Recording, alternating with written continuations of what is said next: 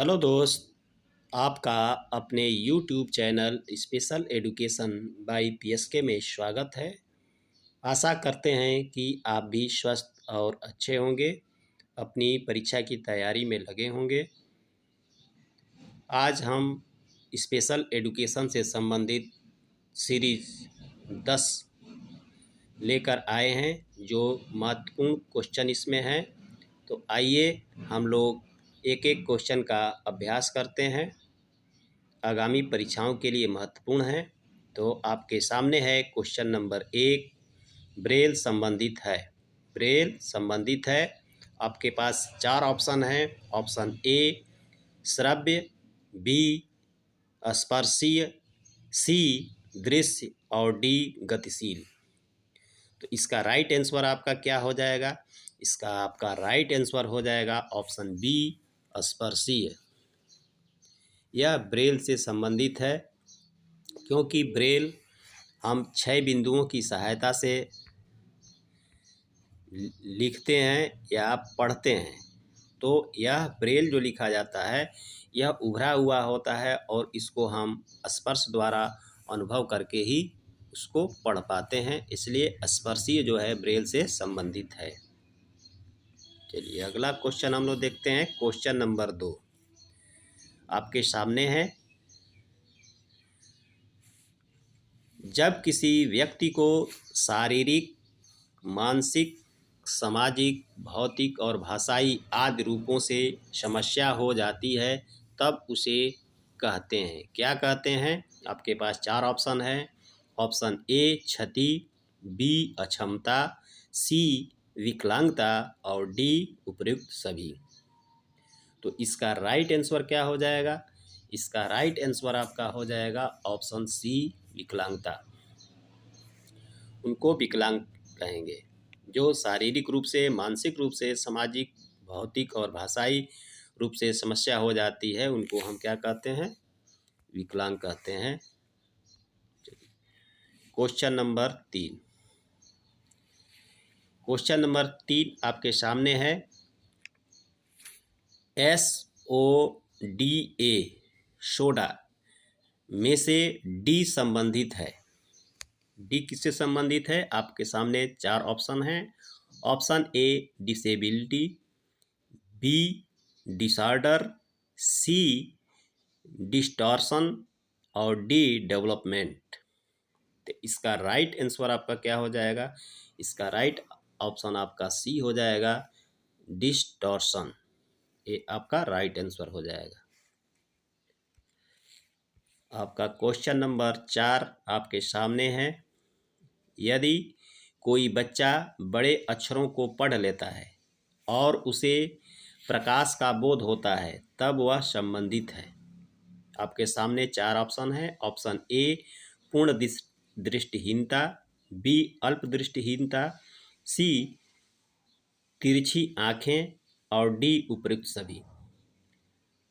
तो देखिए इसमें लिखा हुआ है कि कोई बच्चा बड़े अक्षरों को पढ़ लेता है, यानी वो बड़ा अक्षर को देख लेता है और उसे प्रकाश का बोध भी होता है। तो वो किस प्रकार का बच्चा होगा? वह ऑप्शन बी सही है, अल्प दृष्टिहीन वाला बच्चा होगा, क्योंकि वो बड़े अक्षरों को पढ़ लेता है और प्रकाश का बोध भी होता है, लेकिन पूर्ण दृष्टिहीनता में वह कुछ भी देख नहीं सकेगा। ठीक है, चलिए, इसलिए राइट आंसर बी होगा आपका।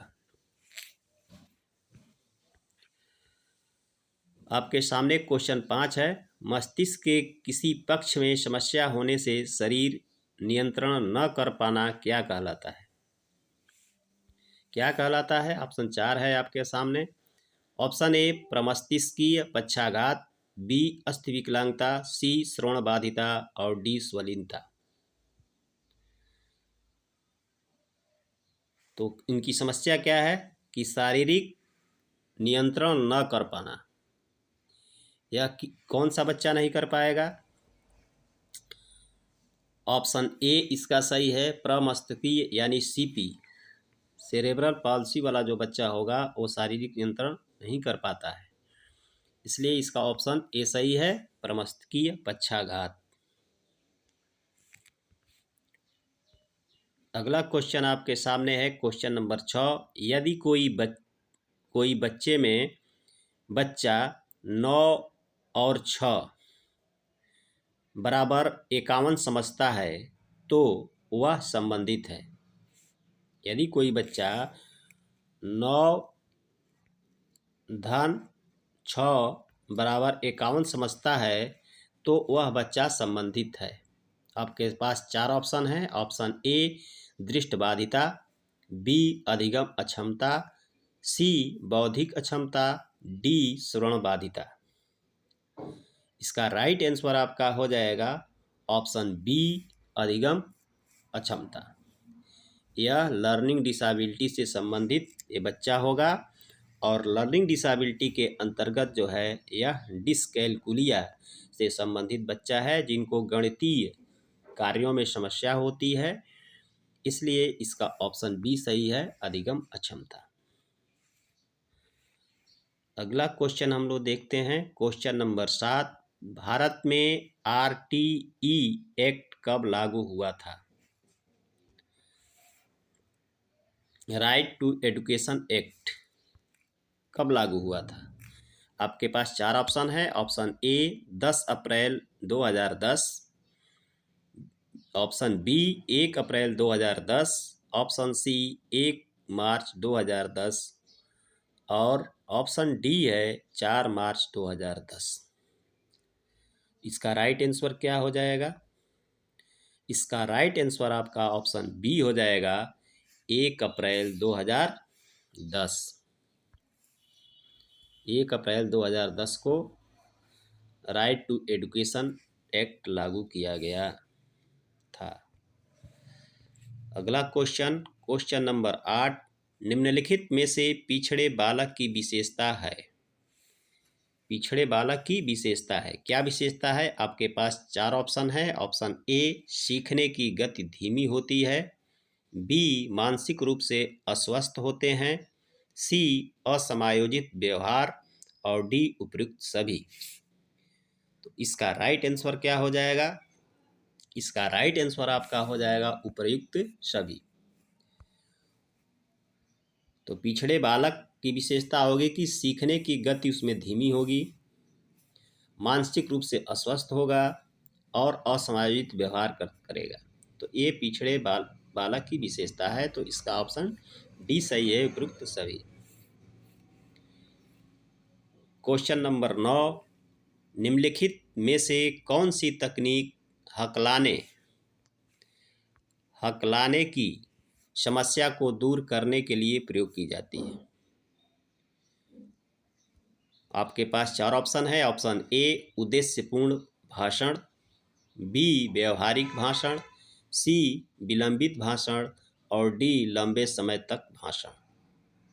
इसका राइट आंसर आपका हो जाएगा ऑप्शन डी लंबे समय तक भाषण। तो लंबे समय तक भाषण का मतलब है कि उसको अधिक से अधिक अभ्यास कराया जाएगा और हकलाने की समस्या उससे दूर होगी। चलिए अगला क्वेश्चन हम लोग देखते हैं क्वेश्चन नंबर 10। क्लार्क के अनुसार सामान्य श्रवण दोष कितने डेसिबल होता है? आपके पास 4 ऑप्शन है। ये किसके अनुसार है? क्लार्क के अनुसार। तो ऑप्शन ए है 10 से 15 dB hearing loss, option B है 16 से 25 डीबी हेयरिंग लॉस और ऑप्शन सी है 26 से 40 डीबी हेयरिंग लॉस और डी है 71 से 90 डीबी हेयरिंग लॉस। तो इसका राइट आंसर आपका हो जाएगा ऑप्शन ए 10 से 15 डीबी हेयरिंग लॉस। ए क्लार्क महोदय के अनुसार वर्गीकरण है, ठीक है। और WHO का अगर रहता तो उसमें क्या होता है? 0 से 25 डीबी हेयरिंग लॉस, ठीक है। आगे हम लोग देखते हैं 11वां क्वेश्चन। RCI में पंजीकृत 2 बार हो गया है पंजीकृत। आरसीआई में पंजीकृत होने के बाद सीआरआर कितने वर्ष तक मान्य रहता है? आपके पास चार ऑप्शन हैं। ऑप्शन ए 2 वर्ष, ऑप्शन बी 4 वर्ष, ऑप्शन सी 5 वर्ष, फिर ऑप्शन डी 7 वर्ष। इसका राइट आंसर क्या हो जाएगा? इसका राइट आंसर आपका हो जाएगा ऑप्शन सी 5 वर्ष। ये जो है आरसीआई द्वारा पंजीकृत जो है 5 वर्ष तक मान्य रहता है।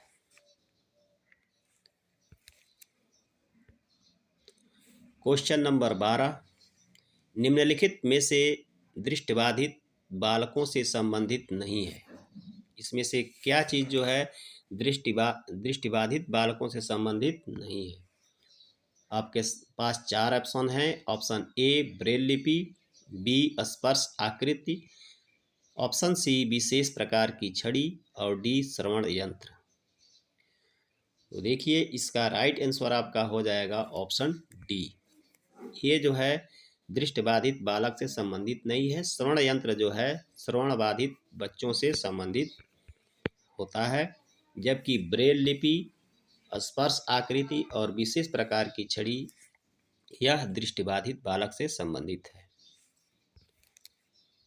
13वां, निम्नलिखित में से विकलांगता के प्रति गलत धारणाएं हैं। आपके पास चार ऑप्शन हैं। ऑप्शन ए समाज के लिए बोझ, ऑप्शन बी ऐसे बच्चे पढ़ लिख नहीं सकते, ऑप्शन सी पूर्व जन्म का पाप, डी उपयुक्त सभी। इसका राइट आंसर आपका हो जाएगा ऑप्शन डी उपयुक्त सभी। यह गलत धारणा है कि विकलांग व्यक्ति जो है समाज के लिए बोझ हैं। ऐसे बच्चे या व्यक्ति पढ़ लिख नहीं सकते और पूर्व जन्म का पाप है। ये सब गलत धारणाएं हैं, इसलिए इसका ऑप्शन जो है उपयुक्त सभी हो जाएगा। चलिए अगला क्वेश्चन हम लोग देखते हैं। क्वेश्चन नंबर 14, फिल्म तारे जमी पर किस विकलांगता से संबंधित है? आपके पास चार ऑप्शन हैं। ऑप्शन ए बौद्धिक अक्षमता, बी अधिगम अक्षमता, सी श्वलीनता और डी बधिरांधता। तो इसका राइट आंसर क्या हो जाएगा? ये इसका राइट आंसर आपका ऑप्शन बी हो जाएगा अधिगम अक्षमता। यह फिल्म जो है अधिगम अक्षमता पर, लर्निंग डिसेबिलिटी पर बनी थी।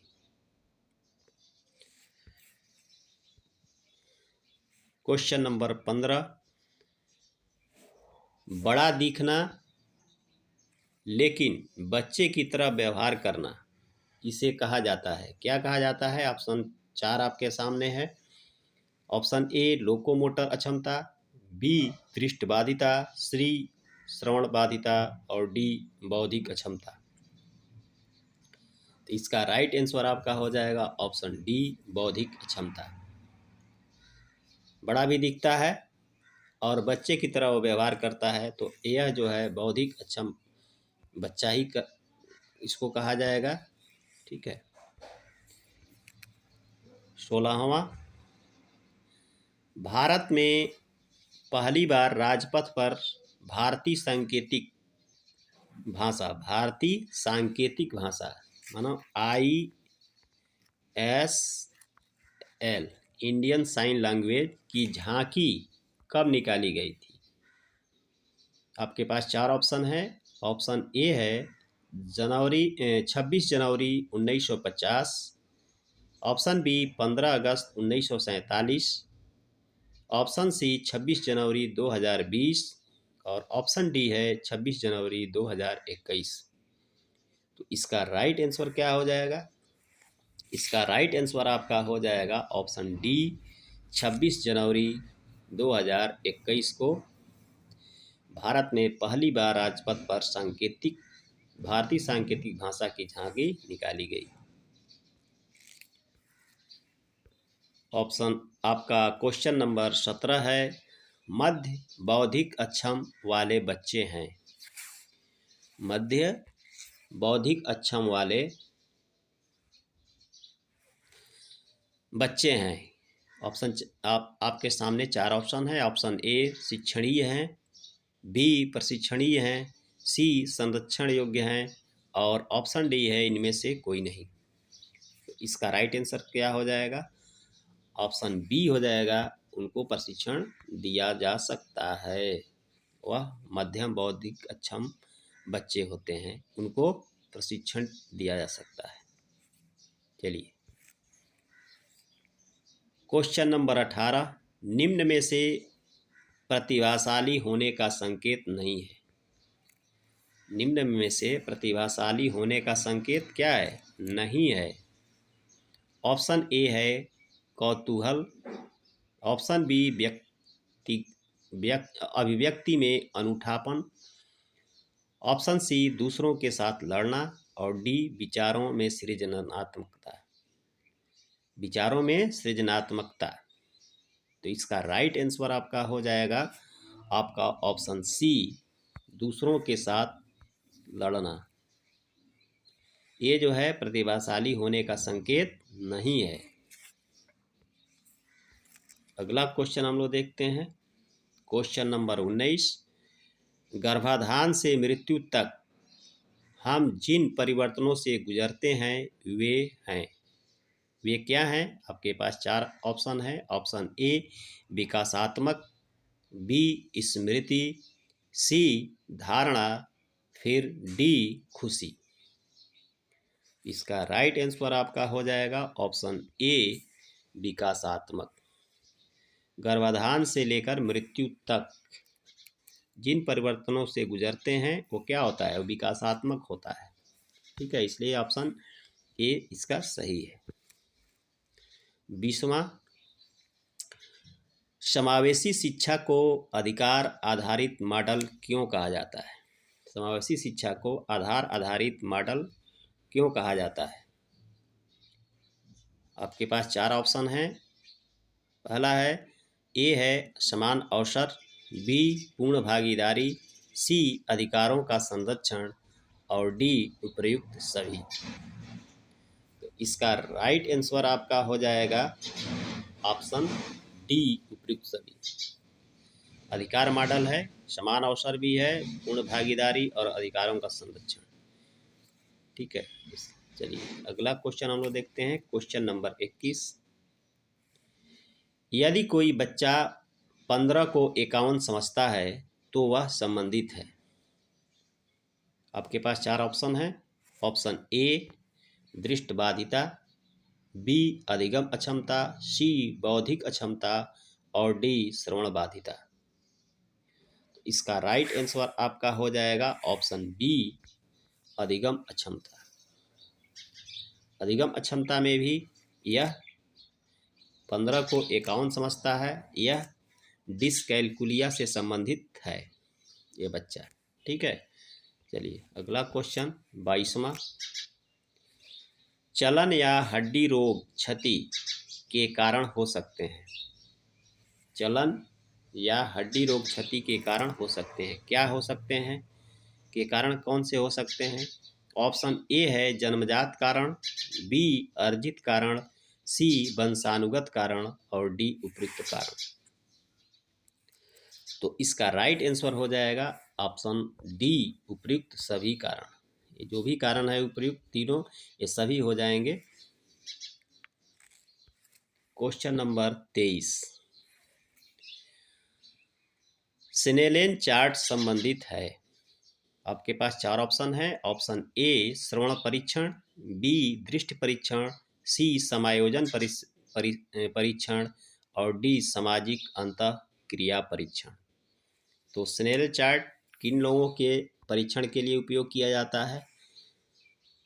तो ऑप्शन बी इसका सही हो जाएगा, वह दृष्टि परीक्षण के लिए किया जाता है। डॉक्टर लोग जो ई टाइप में लिखा रहता है वो सामने लगा करके और लेंस आगे आपके आँख के सामने रखकर परीक्षण करते हैं और पढ़ने के लिए बोलते हैं, वही स्नेल चार्ट होता है। तो यह दृष्टि परीक्षण के लिए प्रयोग किया जाता है और संबंधित भी है। ठीक है, अगला क्वेश्चन नंबर 24, कान का परीक्षण कौन करता है? कान का परीक्षण कौन करता है? ठीक है, यानी ऑडियोमेट्री कौन करता है?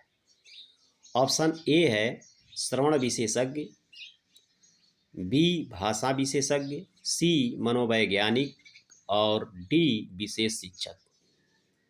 तो इसका राइट आंसर क्या हो जाएगा? इसका राइट आंसर आपका हो जाएगा ऑप्शन ए श्रवण विशेषज्ञ, यानी ऑडियोलॉजिस्ट जो होता है वह कान का परीक्षण करता है कि आपके कान में कितनी क्षति है और किस कैटेगरी में आप आते हैं, माइल्ड, मॉडरेट, सीवियर, प्रोफाउंड, जो भी होगा वह ऑडियोलॉजिस्ट का काम है कान का परीक्षण करना। अगला क्वेश्चन, क्वेश्चन नंबर 25, समावेशन शुरू होता है। तो समावेशन कहाँ से शुरू होता है? बच्चों का समावेशन आपके पास 4 ऑप्शन है, बताइए। ऑप्शन ए मोंटेसरी स्तर, बी प्राथमिक स्तर, सी द्वितीयक स्तर और डी है उच्चतर माध्यमिक स्तर। इसका राइट आंसर आपका हो जाएगा ऑप्शन ए मोंटेसरी स्तर, क्योंकि बच्चा शुरू से ही उसका समावेशन नहीं होगा तब तक वह मुख्य धारा में नहीं हो पाएगा, इसलिए उसका समावेशन का किस स्तर पर होता है? मोंटेसरी स्तर से ही शुरू हो जाता है, इसलिए ऑप्शन ए सही है। थैंक यू दोस्त।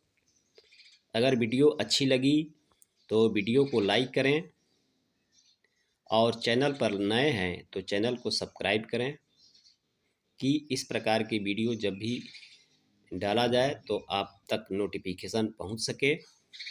और कमेंट करें कि किस प्रकार की और वीडियो की आवश्यकता है और अपने दोस्तों मित्रों के पास भी शेयर करें कि इसका लाभ उन्हें भी मिल सके। जय हिंद दोस्तों, फिर मिलते हैं अपने अगले सीरीज के साथ। हमारे सभी सीरीज जो है हमारे प्ले लिस्ट में डाले गए हैं, वहाँ से भी आप इसका अध्ययन कर सकते हैं।